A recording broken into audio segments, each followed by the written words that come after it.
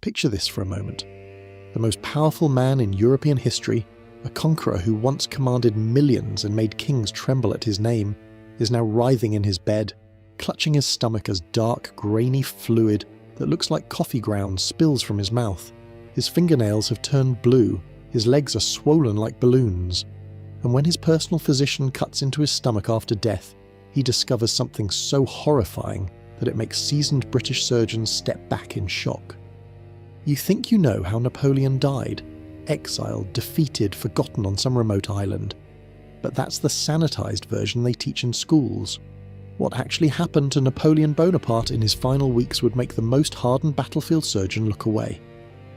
Because while history remembers the glory and the battles, it conveniently forgets that the man who once ruled from Madrid to Moscow spent his last conscious moments begging for a spoonful of sugar water like a child, his mind so destroyed by pain that he thought he was back commanding his armies, while his body literally dissolved from the inside out. What you're about to hear isn't taught in classrooms. It's the kind of detail that gets buried in physician notes and witness testimonies because it's too disturbing for general consumption. The transformation from Europe's most feared military genius to something his own loyal servants could barely recognise as human. And here's what makes this even more disturbing. The doctors who were supposed to save him actually accelerated his death with treatments so brutal they'd be considered torture today. But before we get to the moment when Napoleon's stomach literally perforated itself, creating a hole you could stick your finger through, we need to understand exactly how a man who survived over 60 battles, who was shot at point-blank range and walked away, who endured the Russian winter and lived to tell about it, ended up dying one of the most agonising deaths imaginable. March 17th, 1821, St Helena Island, 2,000 miles from the nearest mainland, in the middle of the South Atlantic Ocean. Napoleon Bonaparte can no longer stand without help. Think about that. 6 years earlier, this same man escaped from exile on Elba, marched across France with just 1,000 men, and reclaimed his throne without firing a single shot. Soldiers sent to arrest him threw down their weapons and joined him instead. Now he can't even hold down a glass of water. The transformation started with something Napoleon did every single day, taking a bath. But these weren't normal baths anymore. His valet, Louis-Joseph Marchand, watched as the emperor who used to work 18-hour days now spent entire afternoons lying in a copper bathtub. The water so hot it would turn his skin lobster red. 6 hours. Sometimes 8. Adding more scalding water whenever it cooled, his skin pruning and peeling while he gripped the edges with white knuckles. The bath was the only place the fire in his gut would quiet down. Outside that copper tub, every movement felt like someone was twisting a hot knife in his stomach. He'd eaten his meals in 15 minutes his entire life. Food was fuel, nothing more. Now even the smell of bread made him retch. Here's what was actually happening inside his body. A tumour the size of a fist had taken root in his stomach lining. Not just any tumour, a carcinoma that had grown over 4 inches long, wrapping around his stomach like a parasite. Every heartbeat pushed blood into that mass of corrupted tissue. Every breath made it press against his other organs. It was literally eating him from the inside, cell by cell, while he sat in that bathtub trying to boil the pain away. By April, Napoleon's body had begun to transform in ways that horrified his servants. Count Montholon, who'd been with him since Waterloo, couldn't hide his shock. The Emperor's arms, which had once grabbed cannon wheels and repositioned them mid-battle, had withered down to skin-covered bones. You could wrap your thumb and finger around his bicep with room to spare, but his belly had swollen grotesquely, filled with fluid from the cancer. He looked 9 months pregnant, this skeleton of a man with a balloon for a stomach. When he tried to walk, on the rare occasions he could stand, he had to lean backward to balance the weight of that swollen abdomen. The smell in his room had become something beyond description, not just body odour or sickness. This was the sweet, cloying smell of tissue death. The tumour had begun to necrotize, rotting while he was still alive. His servants would burn sulphur and incense, trying to mask it. They sealed the windows because the doctors believed fresh air would make him worse. The combination created an atmosphere so thick you could almost taste it. April 15th, Palm Sunday.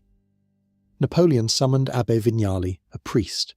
The emperor who had crowned himself, who had imprisoned the Pope, who had treated God as a political tool, wanted last rites.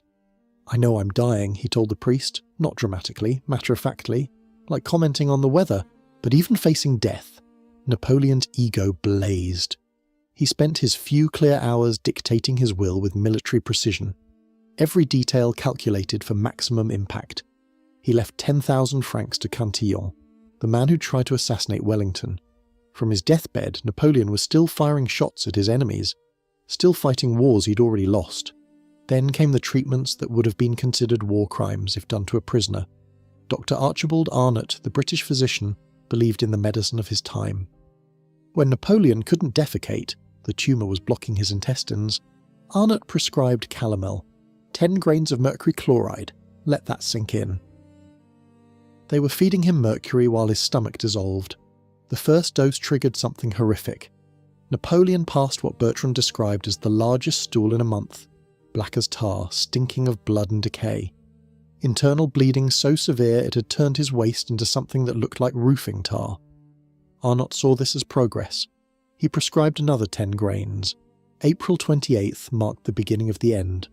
Napoleon's mind, that brilliant tactical computer that had outmaneuvered all of Europe, began to crack.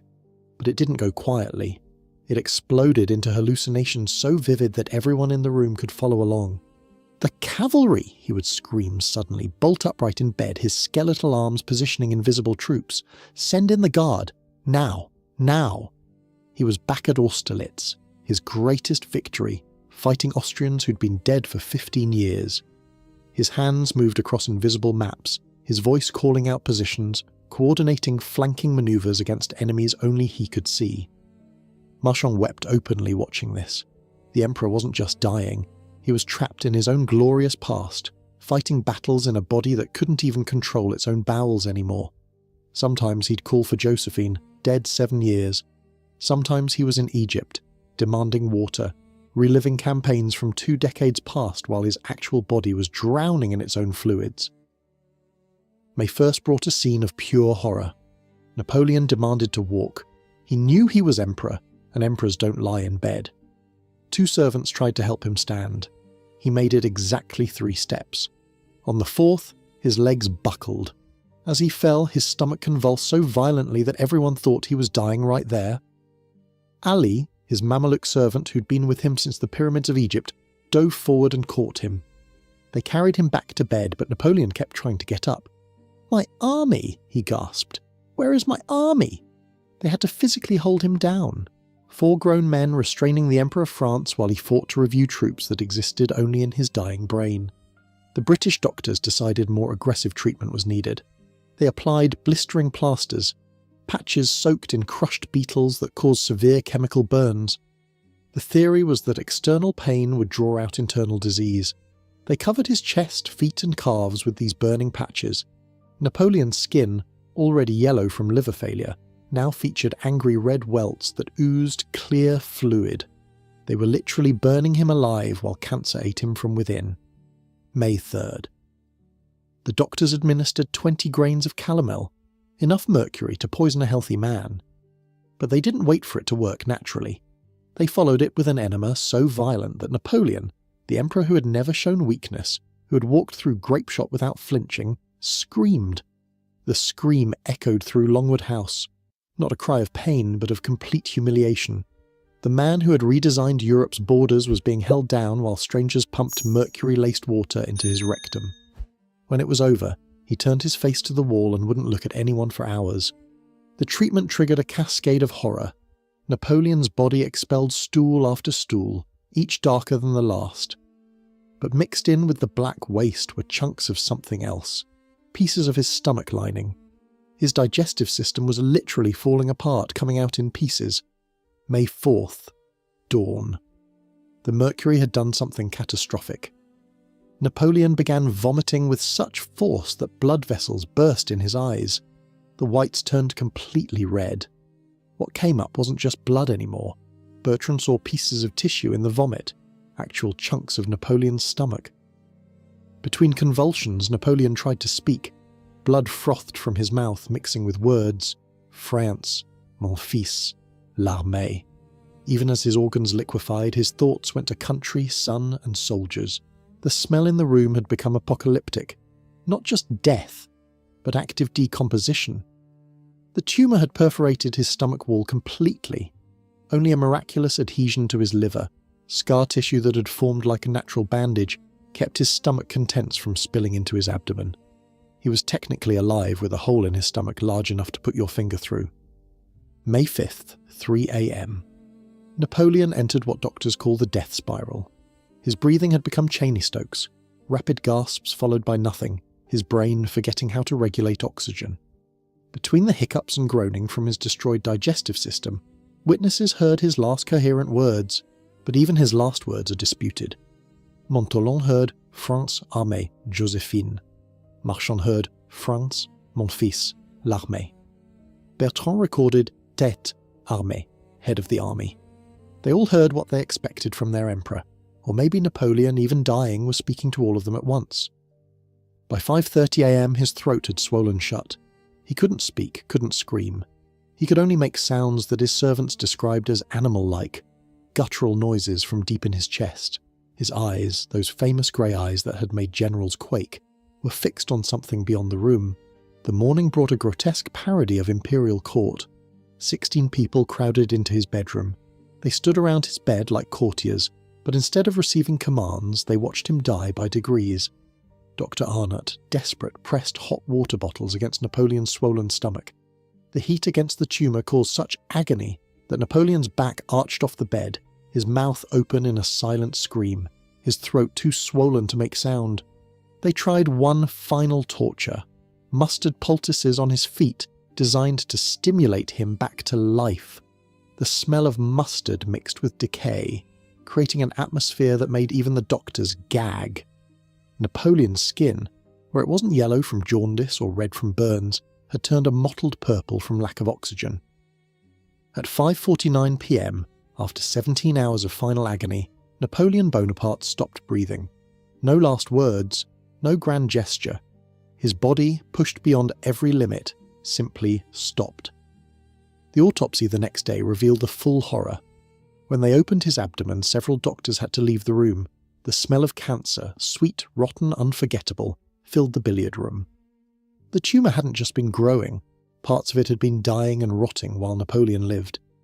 His stomach was almost entirely cancerous, hard as leather. The perforation was exactly where the doctors predicted, near the pylorus. Dr. Antomarchi demonstrated the hole by pushing his finger through it. But worse were the white nodules scattered throughout his intestines, metastases like pearls of cancer strung through his guts. Napoleon had been dying for years, every moment of his exile, every escape plan, every dictated memoir, all while this thing grew inside him, consuming him cell by cell. They removed pieces of him. Officially, his heart and stomach went into silver vessels to be buried with him. Unofficially, Dr. Antomarchi snipped off rib fragments when the British weren't looking.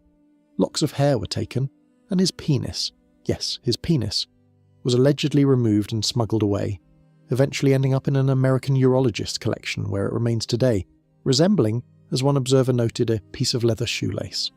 They dressed what remained in his green uniform, placed his bicorn hat at his feet. But the real shock came 19 years later when they exhumed him to return his body to France. The tomb opened in 1840 revealed something impossible. Napoleon was perfectly preserved, not skeletal, not decomposed. His features were recognizable, his skin white as marble, his uniform intact. 19 years in the ground, and he looked like he'd been buried yesterday. The preservation was too perfect. It sparked theories that persist today. The arsenic in his system acting as a preservative, secret embalming, or was this final, impossible preservation just one more mystery in a life full of them? In the end, the horror of Napoleon's death wasn't just the cancer, the mercury poisoning, or the medical torture. It was the complete destruction of everything he had been. The tactical genius became delirious. The iron will crumbled into childish begging. The body that had conquered Europe became a grotesque shell, rotting from within while still breathing. His last coherent thought was of France and his army. Not glory, not power, just a dying soldier calling for his troops one last time. The emperor who had made Europe tremble died trembling himself, not from fear, but from the uncontrollable spasms of a body destroying itself.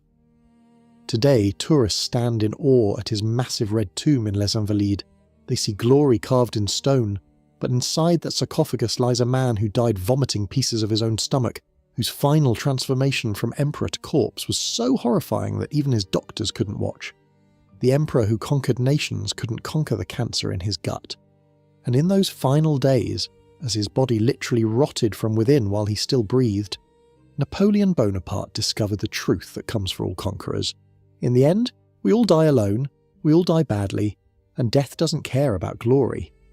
Now, speaking of powerful figures who met horrifying ends, you need to watch my video on the disturbing final days of England's most evil king, where I reveal how Henry VIII's body literally exploded in his coffin. The parallels to Napoleon's death will shock you.